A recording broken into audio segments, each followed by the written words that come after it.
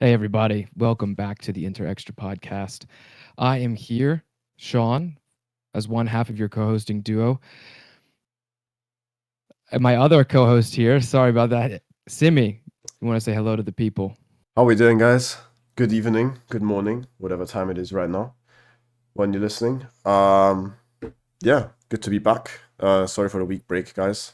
I had exams. If you guys want to know personal situation, but yeah, we're back and we're gonna go through the usual topics as per usual. Keep you guys updated. There has been some stuff going on regarding Inter outside of the game, so we'll get through everything today. But yeah, Sean, how you doing? I hope you're feeling well.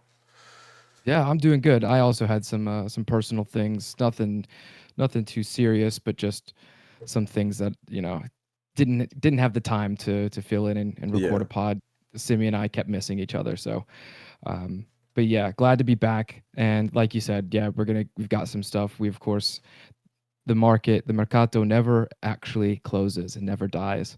We still got rumors. We got all of the games over the last 2 weeks, which we've played a lot. All four teams have played a lot in the last 2 weeks. Yeah. And then yeah, some awards and some other things that we want to talk about, which is going to be good. Um, if you do want to tell the people where they can find us, and then we'll get into it. Yeah, guys, as per usual, if you somehow don't already follow us on Twitter/X, make sure you follow us at Inter_Extra. I don't actually know how many followers we're on, but I will check live on the spot right now. We are on 68.5k followers. So, guys, as per usual, the goal is 70k. Maybe by the end of the year. Who knows? Maybe. Would be amazing to hit that by the end of the year. And also, if you're watching on YouTube, make sure you hit that subscribe button. Make sure you share with your friends. Make sure you like, comment, whatever you guys want to talk about. And if you're listening on the different podcast platforms, make sure you give us a good rating and also share it with your friends, all of that good stuff. Well, guys, as per usual, we're going to start with the roundup of the games. Sean, I'll let you take the lead. Yeah. Yeah, as always, we're going to start with the women's team. Um, they haven't played too much. I do think that they had an international break over the last 2 weeks, so I think that's something that I would have needed to check into. But this weekend they played a 3-0 loss to Roma, who, if no one follows the women's league, Roma and Juventus have been top two in that league for many years. I think the Inter's women team placed either second or third last season, and that was kind of another team breaking into that. So 3-0 loss, which is doesn't look great, but Roma is actually one of the best teams in the league. So not a surprise, but not something that you want to see. They have dropped to eighth in the women's league, the Serie A Femminile, and then yeah, but hoping to bounce back this weekend for them. They have a couple games coming up over the next couple weeks that they could definitely win and move back up in the standings. So still early days for them. I think that's 4 or 5 games in the league. So um, yeah, and then on to the Primavera. So they have since their international break, or since the what was it? It was the U19 World Cup a couple Correct. weeks ago. Uh, had Idrisu and Mosconi come back, and since then they've had 3 wins, 3 straight wins, which is awesome. So first they won. Well, I guess they did win against Union Saint Gilloise before we recorded last time. But since then, 3 straight wins: a 2-1 win against Cremonese, a 4-0 win against Frosinone, and then a 3-0 win against Kairat Almaty in the UEFA Youth League, Champions League. So Did you see those highlights from yesterday? um, I actually watched some of the game yesterday. Oh, you did. Fair enough. Yeah, yeah, I was able to watch it. Of course, it's I mean, the Inter YouTube or the Inter website had it. So I was able Correct. to actually watch that on Inter's website. So um yeah, I was able to watch some of that. I think it was the second goal was crazy, just a set piece and um Idrisu took it on the spin, the volley on the spin. Yeah, yeah, that was the best goal of the game for sure.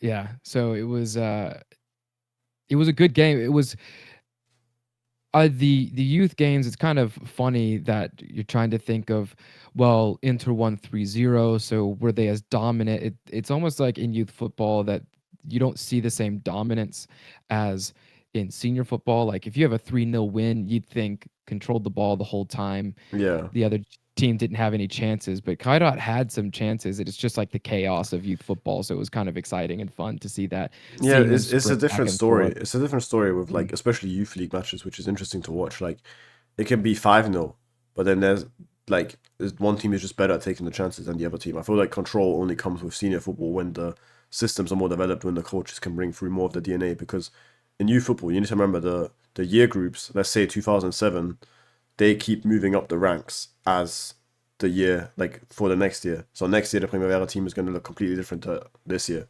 So a system that a coach wants to implement is never going to look the way that it looked the previous year, if you get what I mean. So it's always going to be messier than, like, quote unquote, messier than the first team. Yeah, and of course, these players are just trying to develop their technical ability and tactical knowledge as well. So it's not going to be the prettiest, but it was still fun. It was fun Yeah, to watch that. yeah. Yeah, and they had I mentioned the 4-0 Frosinone win, so they're doing well in the league again. They're back up near the top, which is really nice. So It looks like uh, Mosconi and Idrisu were like, well, two of the pieces that they were missing, coming back from yeah, the under 20. Because you need to remember that these are the two most, again, I don't want to point fingers, but I feel like these are the most two talented players in, like, there's a reason why they went to the Under 20 World Cup and other players didn't, with all due respect to other players. But they were obviously held like worthy to be part of that team. And then yeah, it just shows that how much of a difference these guys can make. yeah, really, and um, I mean that's 2/3 of their attack, of your starting attack, and we've mentioned it so many times on the podcast. But the U23 team stripping the Primavera of some of the players that probably still would be there. Um, like once those two were gone, they really had to reach down into lower, younger teams to pull up some guys. Yeah. But yeah, it's good that they're back. And I do want to highlight, and please in the comments, or Simi, if you know how to pronounce this, please correct me. But I think it's Getchi. The Albanian guy, Dallas Getchi, Getchi. yeah. I think that's how you pronounce it. Yeah. I Okay. was just literally just thinking of him now because I was remembering, like, someone said he's 2009. Yeah. I think that's what they Yeah. said. Just turned 16 recently, He I think. just turned 16 and he's starting a youth league game. Yeah. I don't think we realize how crazy that is. I feel like the Mhm. last person I've seen that do was either Max Dowman, who by the way is 15 and started for Arsenal in the actual Champions League or got subbed in, and then Lamine Yamal. I feel like was the last player that was at this, like, that we know now, a player that we know now that started this young in a youth league game. It's Yeah. not something you see every day. I know Chelsea have a few players that are 15, 16, but still, that is Yeah. that is Yeah. crazy. And Yamal kind of skipped as well. So he was at that Primavera level. Oh yeah, I don't think they use the same term, but yeah, the youth league at 15, and then like a month or two after he turned 16, they moved him immediately up to the senior team. yeah, So it's not like he didn't have a lot of time there before he got moved up as well. correct. No, that's exciting for him. Just wanted to mention that because that was a huge highlight for him yesterday. Um, yeah, and we'll keep moving along. We'll move to the U23 team, um, who has, yeah, they finally lost their first game in 7. I made a tweet kind of joking about, hey guys, they had 7 wins in a row. The senior team had 7 wins in a row, and then they both lost. I said, hey, U23 guys, you don't have to copy the first team with Yeah, everything that you're doing. You can keep winning games while they don't. And of course, we'll get into the senior team, but yeah, it was funny. But just a 1-0 loss to Cittadella. I do think that they're mid-table. No, Cittadella is 6th, 4 points behind them. So yeah. They were in not as Serie B surprising. a few seasons ago, no, Yeah, not too yeah, long ago. maybe I even feel last like. season. Let me check for you. Um, yeah, that'd be great. So Yeah, last season. yeah, Yeah, yeah. Hopefully, hoping to get, a draw in those types of performances, especially like a 1-0 loss. You kind of want to see that fight to get a draw there. Um, correct. it just didn't happen. It's all right. They're still 4th in the league. They did, however, play their Serie A Coppa Italia game against Ospitaletto, and won that. So they're through the next round. They'll play Renate in a couple weeks. I think it's 3 or 4 weeks that they'll play Yes, that I need to next send that to round. Thomas because he actually hasn't tweeted that yet. So Yeah, cool. yes, it's on the um, it's on the 26th of November at 3 p.m. CET. yeah, cool. And then this past weekend, a really good performance. A 3-1 win against Albino Leffe. And the highlight there is Topalovic came off the bench, struggling with a little, just an annoying injury, not anything that's keeping him out of the team, obviously, but came off the bench at the 80th minute or the 77th minute, I think, around there, and scored two incredible goals A to get header all as 3 points well. for that team. One of them was a Hmm. header. I did not expect that from him. I managed to watch some of it and then I saw the highlights afterwards and I was like, there's no way. Because I remember like seeing his name on the score sheet twice in like 10 minutes. I was like, this guy's different. This guy's built different. Great to see, man. Yeah, and Great he back has. to winning ways in the league and obviously in the cup to keep the streak going. Yeah, and he also has the most goal contributions, not only in the team, but I believe in Serie C, all of Serie C. I'd Let have to check me that. fact check that. Hold on. Yeah. Um, but yeah, so he's doing really well. I know it's the most goal contributions for the U23 team. But he's really taken that. I know he's wearing the number 9, even though he's a attacking midfielder, more of like an 8 or a 10, but he's wearing that number 9. He's really living up to it right now. Yes. Uh, and maybe he can get a couple appearances here and there for the senior team. That'd be really cool for him, especially if he's performing at this level. Kind of, yeah, we would have to change formations for him, but Yes, he has four hopefully why goals and not? 3 assists. I don't know if Yeah, if anyone's higher than him, but that's very solid. yeah. Let me. Very solid. Considering it's been Yeah, 12 rounds. Yeah, 12 hmm, rounds in the Serie A. yeah. But it's really good. It's a really good Yeah. start for him right now, and hopefully he continues it. So, I mean, that attack's doing really well. Like Gumina, I know, of course, he's a veteran.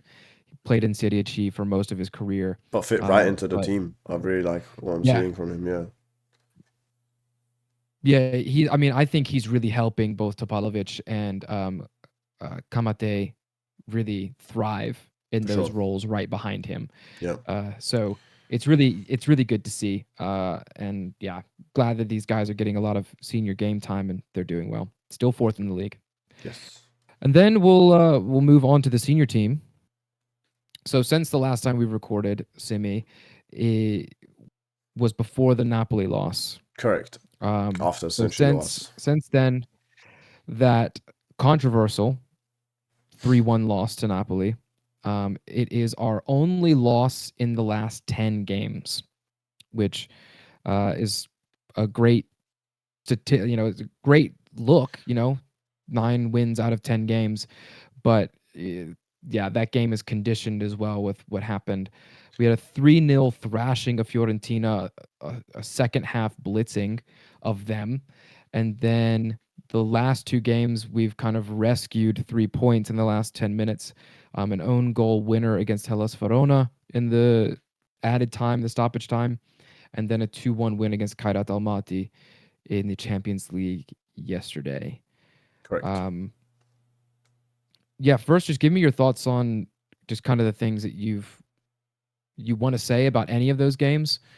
Um, Yeah, and then yeah, I'll let you add yeah, whatever you want. I think the Napoli game, the one thing I remember is that nonsense penalty. With all due respect to the referee's decision, like I think we can clearly say that that was more than making the most of what the foul or the tackle by Mkhitaryan gave.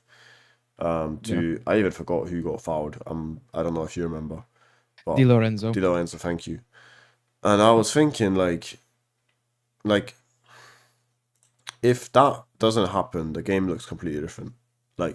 Yeah, Like obviously, but it just seemed a bit like that changed the whole vibe of the game. in my opinion. Yeah.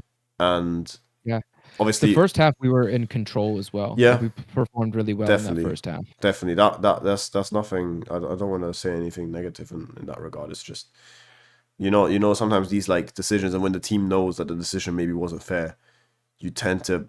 I don't want to say like play horrible on purpose, but it does something in your head. You already know like, oh, this went against us, and then subconsciously at least it does something to you. So Yeah. I feel like it's definitely something that That's changed the whole vibe of the game. I do just want to mention now that we are on this game that Henrik Mkhitaryan did get injured on that tackle, funny enough. mhm. And I don't actually know what the injury was. It was something on his right leg. I don't know if you know, but it Yeah, something. he's strained something around his ankle, I think. Okay, Yeah. He's going to be out 4 to 6 weeks is what I remember reading. But yeah, just a no tears, no broken anything, just a yeah, inflammation, some sort of minor injury, but oh wait, it says it right he'll here. I'm probably slow. I put a tweet up, guys. I can't even read. A muscle strain in his thigh. Well, I think it's his right leg. That's what I read. And he returns at the end of November. But it did say 4 to 6 weeks. We are currently on the 6th of November, which, in my opinion, means it will probably be like the start of December, probably with the Super Copa, which is mid-December, where he'll actually be fully back in terms of like he can start a game, So yeah, no, that would be good. that's He, more my expectation with that. yeah, and we've got the midfielders still rotating, he can rest. Same way that we've been able to rest Thuram enough for him to come back this past Yeah, game. maybe Juve will see Um, the pitch once or twice for throughout the next good one. month or so. But yeah, I don't know if you want to add Hopefully. anything to the Napoli game. No, I will say like the 2 goals that they scored after that were absolutely world class. So, Napoli did enough to win, but that decision was really annoying. Yeah. And yeah, we don't really need to talk about it much more. The referees association has come out and talked about it. So Didn't the there's referee not get much. suspended afterwards as well? Yeah, and so did the line judge. The line judge got more because he tried to make a decision like that from the sideline, and that's not his role. So, yeah, we had 2 penalty shouts this past game against Kairat Almaty that Yeah. were similar level contacts, and like at least the consistency there. At least there was consistency there. So, I but they're think not Italian refs Yeah, either. I mean, my main thing is, first of all, same referee did manage a Champions League game this week, which is ironic, because obviously he got banned in Italy, but UEFA don't really have a look at that. But still, and then one thing that was really surprising to me at the same, like, okay, we can ban the linesman or suspend the linesman, suspend the referee. Where was VAR? VAR can still intervene, and they didn't see that as a clear and obvious error. Just something to Yeah, put out there. That's just my personal like how I was looking at it. Like, okay, we can blame the linesman, we can blame the ref for or both of them for making that delayed decision, and then you making it like a big thing because you can't get like you don't have communication between each other. You know, that's my big thing. So I think the rules of VAR need to be amended, in my 100 opinion, million percent. because Yeah, the problem is when they say clear and obvious error, they're supposed to check with the ref of like, hey, did you see this happen? yeah, And he says yes or no. If he says no, then they say go check then. yeah. But if he says, yeah, I saw that and this is my decision, then VAR can't do anything. It's like, no, how about we have VAR to correct incorrect decisions instead of the clear and obvious No, I error mean, I rule. mean that's the thing. Like where the terminology for me is so vague because people always talk about Mm, this when VR is especially was initially um like a thing when it became a thing. People were or the refs would only go to the screen when it was a clear and obvious error. For like nowadays, a few years back onwards, the ref goes to the screen for any doubt, and that's the mhm. thing. And I feel like also once he goes to the screen, a lot of refs, not everyone, but a lot of refs just then also feel obligated to change the decision to whatever was the opposite, right? Yeah. That's my problem. Like, I'm not saying the refs do it on purpose, But I do feel like a lot of them, even though they know the rule that they don't have to give something when they go to the screen, Mm. despite them knowing the rule, they just give it most of the time just because now I went all this way out to the screen to go and have a look. I'm Yeah. not saying that I know the perfect answer to this, but I do feel like we need to go back to when VR was initially like put into place in like 2018 to 2020. Refs would actually only go to the screen when there was a clear and obvious error, and they were also less likely to, or they were also more likely to stick with the decision even after looking at the screen. It's just become a Yeah. weird thing now. So I feel like it's something to think about for referees for sure. Yeah, and if VAR is checking a decision that's not like an offside or an out of bounds, like, something like that, then it should be the ref just say, "Hey, we're checking this. We want you to check it. Go run over there to the monitor." I mean, but really, it's the refs in Italy that haven't been good. Milan had an atrocious refereeing decision happened to them recently as well. Yeah. I think it was Guida as well that kicked Salamakers. Salamakers. Yeah. Yeah, which Bro. is crazy. And then, I think one of either Napoli or Juve have also had some terrible VAR, like VAR booth making the decision, which is not what it's there for. Yeah. So, yeah, just, you know, it's, I mean, I think every team complains about them, and hopefully Italy changes, because it would be better for the league if we can have good refereeing. Yeah. But enough on that game, because yeah, there's enough people that have talked about it by this point. Yeah. Um, there are two things that I want to mention though that come up in the Fiorentina game. Yeah. So, first of all, I think it's actually three things. Um, we have Hakan scored a double. Yes. He scored a screamer and a penalty, which puts him tied for first in the Capocannoniere race, which is Correct. Which hilarious. is crazy, right? Yeah. And then another goal in that game was Petar Sucic's first goal for What a Inter. goal. And what a goal it was. Yeah. And then we saw Bisek, um, Jan Orel Bisek, start his first ever game at center back. We've seen him come in for that position, but this is the first time he started. And Wow. man, that game was just good all together. All three of those points were just good. What did you think about those? Bro, I just want to say, yeah, I'm a huge fan of Moise Ken, right? I'm a big Moise Ken fan. He had that Yeah. guy locked up Mm-hmm. all my days. I wanted to like this is the Yeah. stats tweet that I have pulled up right here. I don't know if you remember it off the top of your head, but the stats speak for themselves, man. Like he was everywhere. He Yeah. blocked everything. Like there was even things where he was just intimidating him that you can't really measure with stats. You just need to watch. Mhm. Like he was onto him. And the fact that, again, I'm not saying it's new to him because he's that versatile, he can play whatever. But the fact that he started his first game at central centre back against a striker like that, like very, very impressive to me. And I Yeah. think Yeah. And you're on the Moise same page with Ken me. in 2025 has been incredible. Yeah. And so it was a good first test. Now, of course, there's going to be different types of tests. Instead of just, 1v1 defending against a striker of Ken's quality, he's going to have to do, facing bombardments from a good attack, like multiple players at a time. Yeah. So we'll see if that comes. But this was a very good first test for him, especially, some of the recoveries that he made, like Ken not even being able to get in behind him Yeah. because of Bisek's pace. Things like that, we're crapping ourselves with Acerbi and De Vrij.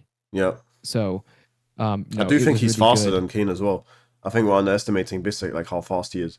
He's definitely Yeah, at least he looks faster than Moise Ken. I don't know if he's taller than him. I'm not sure about he that. is. Is he taller? Bisek Okay. is 6'5", Ken's like 6'6", 6'1". Okay. Okay. Now, So see, like 183 to like 195 ish fair enough. type of Yeah. difference. But still, Ken is built like he has a strong body. So I'm not saying that Mhm. this makes it automatically makes it on easy mode. But yeah. Um. I do agree with what you said though. Like against multiple attackers, I feel like it might be different, especially if let's for example take that Liverpool game in a month. How is he gonna do against Salah, Gakpo, and Ekitike? You don't know. You don't know. And then Wirtz coming up from the back as well, as like Yeah. the cam. You might be in a different situation, but from what I saw, yeah, and also Fiorentina, obviously they're having a horror season, but regardless, Ken was trying.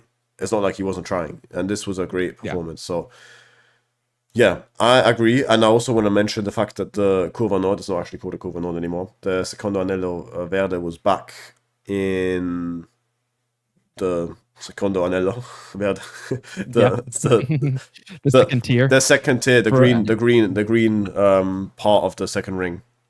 Basically, yeah. you guys know where the ultras are, and Yeah. yeah, it just felt much better. Just felt much better. It did. It was The so good. unemployment fans were back, as they say They're on back. Twitter. It just sounds a lot better. Like, just Mhm. as long as they can stay out of trouble, the atmosphere they bring is just obviously like, without a doubt, makes it much better. So yeah, Oh, absolutely. But yeah, and then so over the next two games that we had, Hellas Verona and Kairat Almaty, I'll group these together and just say 3 points is 3 points. that's what I was But thinking. yeah, included in that two things that I wanted to highlight. I believe during those two games, or I think it was the Hellas Verona game, Barella and DiMarco got appearance uh, milestones. So Barella 300 appearances for Inter, DiMarco got 200 appearances for Inter. So congratulations to those two guys. They have been staples for this team for a long time. Um, yeah, and of course DiMarco being a youth academy product, that's awesome for him to get 200 appearances for this club after coming through I wonder the who the last youth guy academy. was that did that. That would be yeah. Honestly, we might look it up, but you guys in the comments Let below, us you can know. look it up I want to for know us. Yeah, who was the last guy before DiMarco that got 200 appearances. That is a academy graduate. I want to yeah, know. that would be super cool to know. And of course, we're hoping the next one is already playing striker, but Yeah, yeah, you already know. oh yeah, and then um another highlight that I want to bring up to it came in the Hellas Verona game. Um, Zielinski's goal, which I think could be his Ericsson moment.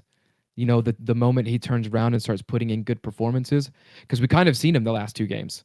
That goal was incredible. Goal of the season contender for sure. It was absolutely beautiful. The technique on that is crazy. I'm Hmm. even gonna stand up and show you guys the technique on that. Guys side foot that. They side foot it like this. That is insane. That is like from a cross like that. Let's not underestimate. I know people have given Hakan his flowers as well. That cross is incredible. Oh, it was the perfect height as well. Yeah. Like all of like it perfect speed, perfect height. Zielinski, I think it was on the interviews podcast, Alessandro was or Johnny was talking about the technique of staying over the ball as well, just the way that Zielinski positioned his body and he just hit it perfectly and it just flew Yeah. into the top of the goal. It was so good. I mean, textbook technique, That is right? the oh yeah. Keep your body over the ball. Don't, you know what I'm saying, lean back. None of that stuff. Yeah. Yeah, be patient. Yeah. Yeah. No, it was so, so good. But yeah, I don't have anything else really much to say except those last two games, 3 points is 3 points. Yeah. Happy for Lautaro to get a goal yesterday. Happy for him to get Mhm. rest as well. Still worried about Barella because he's basically vice Çalhanoğlu now, which is not good. Because he needs to rest from his Mezzala shifts.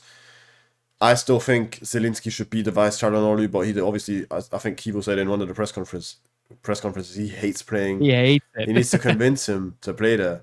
But against the lower part of Serie A, those type of games, he needs to play that position because Çalhanoğlu and Barella can't be playing that position day in day out because they both need rest.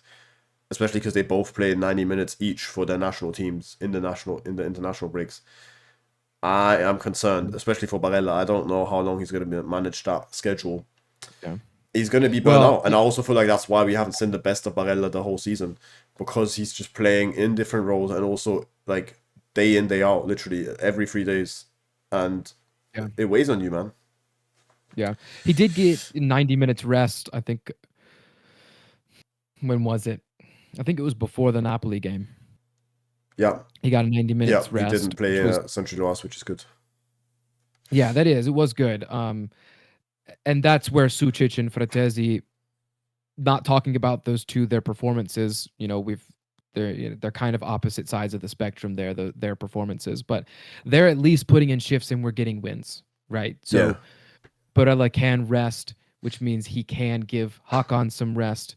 Um, but yeah, we really are missing a Vice Hakan, and there is a player that, I mean, Stankovic. We can kind of move into the lone players in these past few games, but Stankovic against Barcelona, we're missing a whew. Vice Hakan. Goodness me. Did you watch any of that? Did you go back and No, watch? I watched the comp. I watched the comp. Shout out Mm, Intercomps on Twitter. He's basically like taking care of all of the compilations that basically that yeah, we need from Inter and Inter-related players. What like against Barcelona, yeah, 3-3 by the way, good result for them. Wow, yeah. man, wow, great. Like so, So look this, so mature, so ready. Like you don't know this before the start of the season, right? But he would be perfect right now, man. Like literally perfect. We wouldn't have had to buy Juve. We could have probably even sold mm-hmm, Fatezi. We could have like, mm-hmm, we could have been with six midfielders, just mm-hmm.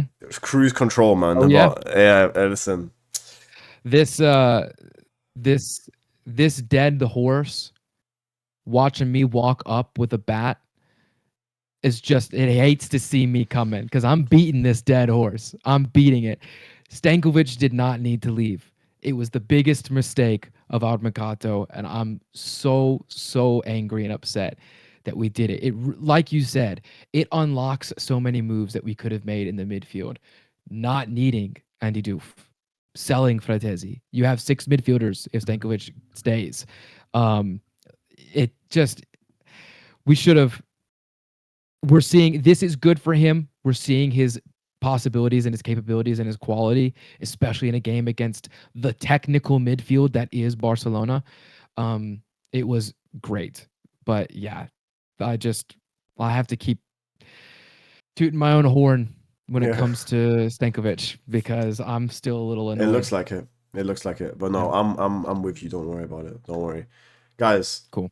From the Hellas Verona game, I do want to mention um Giovanna, who absolutely spun Bastoni on the goal they scored. Kind of like a Messi on Boateng moment, except Bastoni wasn't sat down, but almost.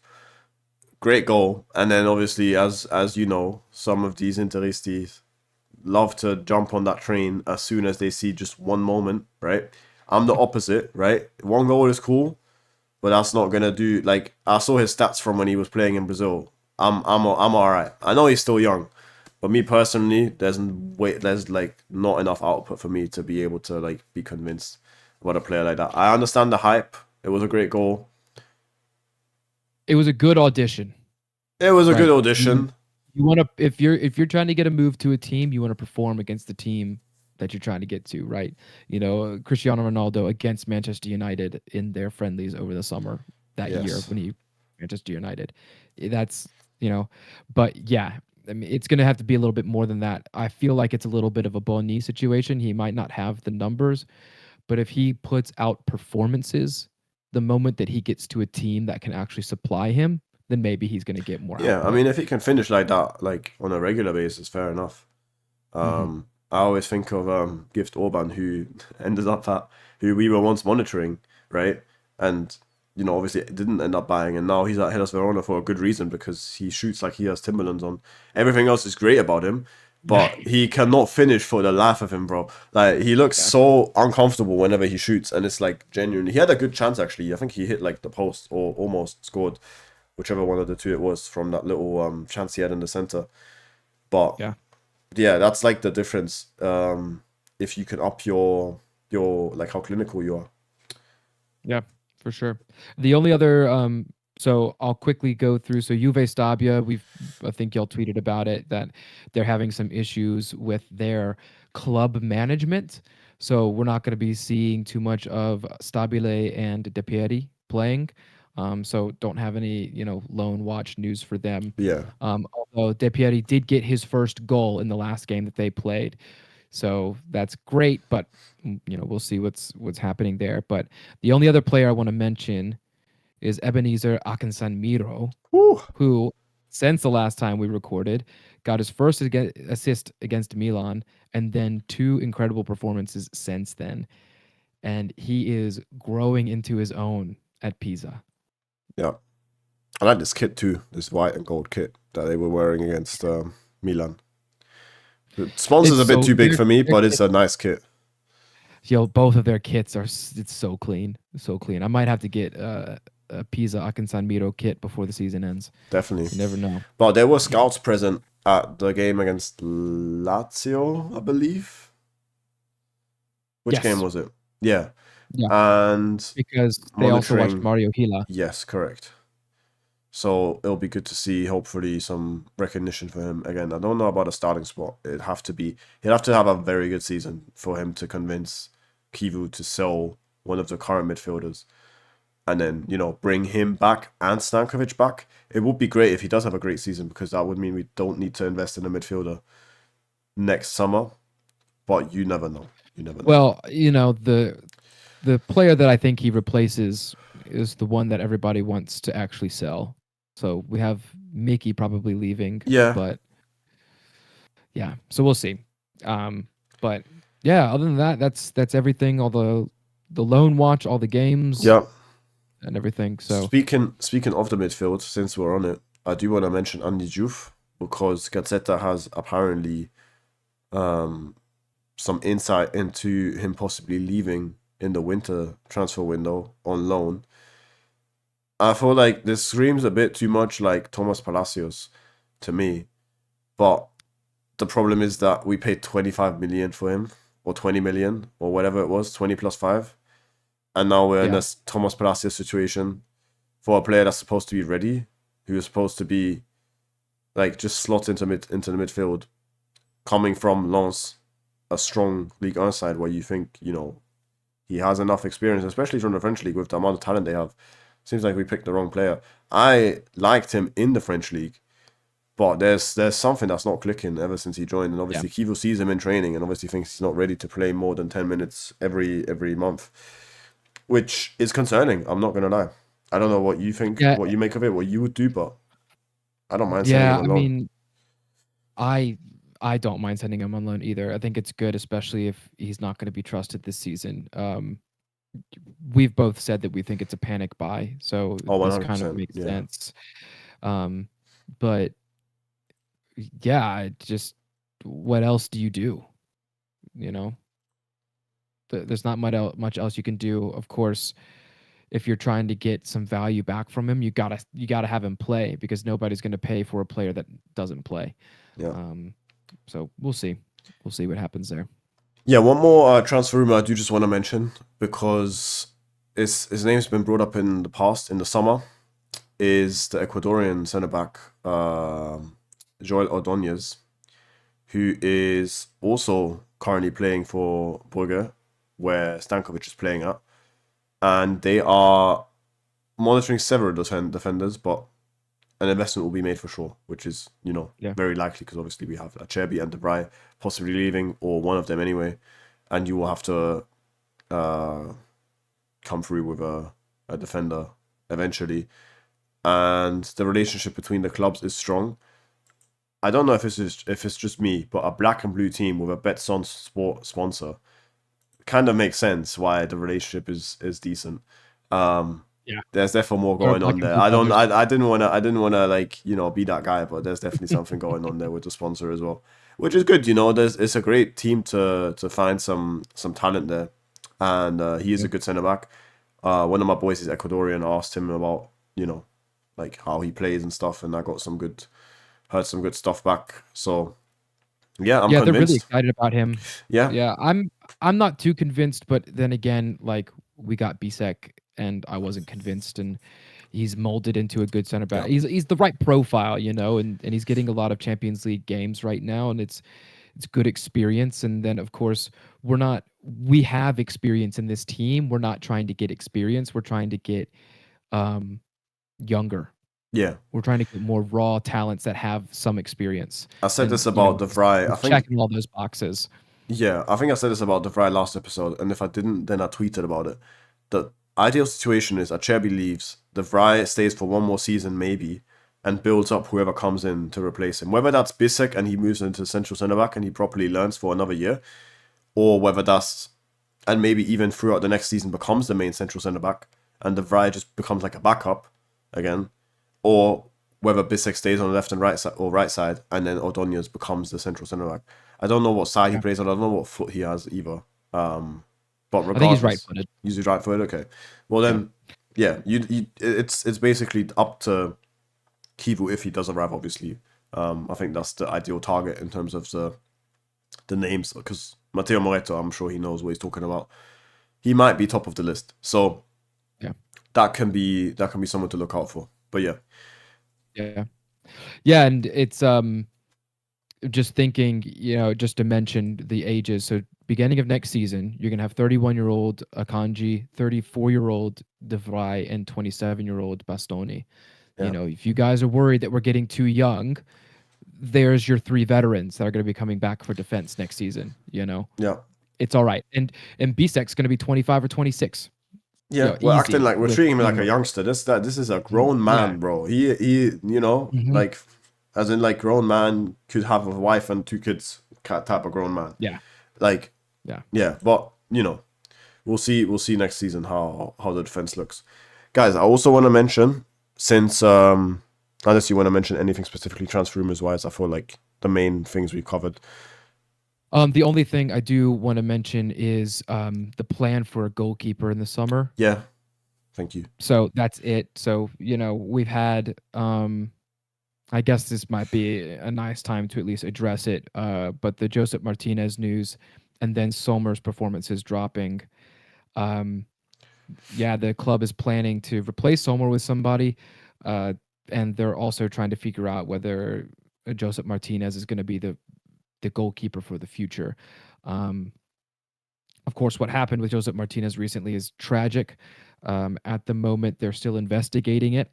Um, eyewitnesses, I believe I've seen eyewitnesses say that it really was just an accident. There was no, of course, I don't think there was ever any intention, but was it It has kind to of be checked negligence legally, or not? obviously. Yeah, Yeah, yeah. So glad to see that he was back on the bench recently and that the team and the crowd is kind of behind him at the moment. crowd So did chant for him um, too yesterday, which was very very wholesome. that's awesome. Yeah. So, but thoughts and prayers and condolences to the family of that gentleman. So, Yeah, I pulled up the anyway, tweet right here, yeah, guys. If you guys want to know the details, um it was last week. Very very sad, but yeah, the goalkeeper situation is definitely something to monitor, obviously, because we don't know if the management thinks that Martinez is ready to become the starter. I would assume that they paid 15 million for that reason, but yeah, we'll see. I do think personally he's ready. I'm sure you agree with me, but yeah. yeah. Then another thing, guys. Pio Esposito has won the 2025 Tuttosport Best Italian Golden Boy Award. Not like he had much competition, but yeah, Yeah. this Yeah. is Youngsters in Italy. listen. There's not much like they could have given it to. You know what I'm saying? There's not many other people they could have given it to. So no, but Yeah. it's good to see him being recognized for this. And Yeah. then I guess Camuzzo would be the only other competition. Komutsu is someone to look at, but yeah. And then guys, also let me go here first. And Juan Boni, right? You know what I'm saying? He is rumored to switch to Ivory Coast, Cote d'Ivoire. And I think they interviewed the manager. Yeah, he's the manager. He's a player we've been following for a long time, even before he signed for Inter. We're talking to him and his team. We hope he'll be attracted to a project. Now, I don't know if the project refers to AFCON, as in like the tournament that's coming up, or just in general the project of playing for Ivory Coast. I know before we started recording, you said that you prefer it to be after AFCON because you don't want to lose one of our four strikers during the winter. But I don't feel like he would be that kind of guy to drop Eddie Nketiah and want to play for his home country now that they've qualified without actually contributing to the qualification process. I feel like it's a thing for next year, maybe for the World Cup. I feel like once, I don't actually know. Are Ivory Coast in the World Cup? Guys, you guys are gonna have to help me out. I'm gonna have to check FOTMOB. But I don't know, but yeah, I definitely was. I was hoping would that you could would be. you think that it would be smart for him to do that? Let me ask like that. I think so. You know, if he can get a lot more international appearances for Cote d'Ivoire, and then in France, he's going to be competing against all of these strikers that they've got.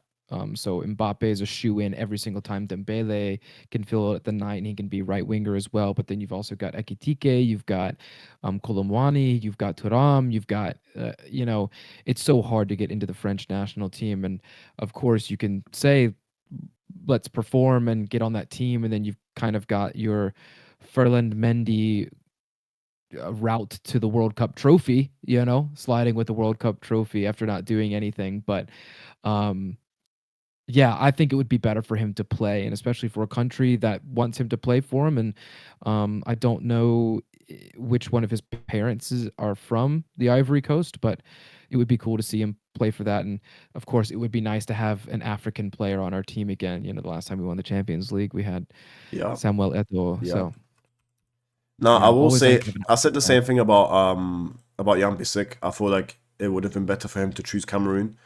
That's just me. Um, but in general, like obviously it's up to him. But I feel like he can become like I'm not saying Drogba level, but he will definitely be more appreciated. Plus, he's never going to start over Mbappe. That's basically what my point is about Bonny Yeah, switching or thinking about switching or not. I just checked that Ivory Coast did win their qualification group, which means cool. they are automatically in in the World Cup. So maybe a thing for the March international break, if there is one. I don't Yeah, know if that would there be is one, great. I don't but know if they do one because they've got AFCON, but no, it would be great for him to do that and join them for the they'll World definitely have Cup. friendlies before the World Cup. So Yeah, if true. he could be called up for those friendlies whenever they are, just to for them to see, I feel like it would be Mhm. good. And he has some. They have a great team, Ivory Coast. They have a good generation right now. So I feel like um, it would be nice for him to play there. And also, I will just mention. Wait, let me double check. Yeah, both his parents are Ivorian. So Okay, because you cool. asked, well, is he Yep. born in France? Um, Yeah. and yeah, he's also the rising star of the month, guys. I know they're just making up awards at this point. It's not even in FIFA, so there's not even any point to this. But pretty cool. Um, Yep. best under 23 player. There you have it, guys. And then finally, something that well, there's a couple more things, but the last thing I want to show on screen here is confirmed yesterday, and we knew it was going to be the 5th of November because it's been a date that's been thrown out there. But FC Internazionale Milano and AC Milan today announced the signing of the deed of sale with the municipality of Milano for the acquisition of the San Siro great urban function, including the Meazza Stadium and its surrounding area. We have a lovely picture here of the stadium. Everybody, Guys, stay calm. Stay calm. It's happening. Stay calm. something happened, guys. If you guys know the nothing ever happens memes, that like it's actually it actually feels weird to say this, but something actually went through and things Mhm. can start now. I wonder if this stadium will be ready for the 2032 Euros. God knows. But regardless, this is a step in the right direction. Definitely not the Yeah. best outcome in my personal opinion. Guys, if you can catch a game at the San Siro at the Meazza before it gets destroyed, probably in early 2030, please make sure you go. Like, do whatever you can, save up money throughout the next 4 or 5 years, but definitely make sure you go to a game because this will not be standing in a few years. So Yeah. that's the sad part. I've talked about it many times previously on the previous podcast episodes. It should have been renovated, but here we are. It's been sold, Yeah. The city and should have done it. yeah, the city should have done it. But at the end of the day, nowadays, as a club, or in this case, as two clubs, you need to own your stadium, really and truly. So Yeah. it's way too late, but it's better late than never. And so yeah, that's the official news on that. Also, guys, if you are interested in watching the under 17 World Cup, is currently going on in Qatar of all places. God knows why they're having it there again. And then one of the Primavera players, Leonardo Bovio, is playing for Italy under 17. I say playing. He played like 3 minutes in at a time in the first game. Well, we can let me yeah, keep Yeah, mentioning, but I think he was basically subbed on in the first game, a 1-0 win over Qatar, I believe. And then the second game was today, and he didn't get subbed on. They won 4-0 against Bolivia on the 17th. And yeah, some great performances from some of the other guys. And then the next game is against South Africa on the 17th. Maybe Bolivia can get a start. I know there's a lot of squad players there, but yeah, Yeah, I he's mean, there. 2 wins from 2. They're already qualified to the next round. Yeah, they're in Just the round about. of 32. Yes, correct. So Yeah, so that's someone to keep an eye out, because obviously, again, he's going there for a reason. He's 17, so perfectly the right age. And he, like we mentioned in our last episode, he scored against Saint-Gilloise for that comeback win in the youth league. So yeah, good to see him called up. And then Yep. I don't know if you want to mention the Brookfield stuff, but then if you want to mention that, and then just like finish off with what's next. Yeah, of course. So the last bit of news that we had is that the company, the Canadian company, Brookfield Investments, they're an investment firm just like Oaktree is, but they're bigger and they have more. So they already owned a lot of Oaktree. They have now purchased the rest of the ownership of Oaktree. So far, that means nothing for Oaktree's management. That means nothing in changing for Inter's management either. There's no changes there. It's just a full acquisition of the company by Brookfield. Just wanted to mention that. People have been asking about it and they saw it and thought that meant changes were coming to Inter. No, it just means the company on above Oaktree has even more investments and capital and connections than Oaktree does. That's Correct. it. That's all it is. So, and yeah, we'll finish up with the games that are coming up. Starting with the women's team. This Saturday we have Sassuolo, and then next Wednesday they go back to the Europa Cup, Women's Europa Cup tournament, playing against BK Häcken. I believe that is a Swedish team. Correct. Correct me if I'm wrong. Yeah. And then the Primavera has Roma on Sunday. And then, like the rest of the men's competitions, they'll have an international break after this weekend. And so they'll be off for 2 weeks. The U23 team does have games continuing. They might postpone the one that's midweek next week because some of the players might be on international break. But there is Vicenza, league-leading Vicenza on Sunday. So it's a huge game for them, seeing what they're capable of doing against a team that is I will be watching quite that. clearly going to be. Yeah, they're going up to Serie B, so let's see what our young guys can do. And then for the senior team, we have Lazio on Saturday, and then the international break after that. Just a sneak peek of what's coming up after that. We have Milan and then Atletico Madrid midweek immediately after the international break. So, yeah, thank you guys all for staying with us and listening and tuning in. Of course, you can find us again on X, on Twitter at inter_extra. If you don't already, subscribe to us on YouTube at Inter Extra. Leave a comment on anything you wanted us to talk about, anything you liked, and anything that we mentioned throughout the show. If you are listening to us on where you find your podcasts, Apple, Spotify, Amazon, please give us a 5-star rating, leave a review, and of course, share with everybody. And on YouTube, don't forget, hit the bell icon so that you get notified whenever we post. And yeah, thanks for bearing with us over the break. And Simi, you want to just close us out? Yeah, guys.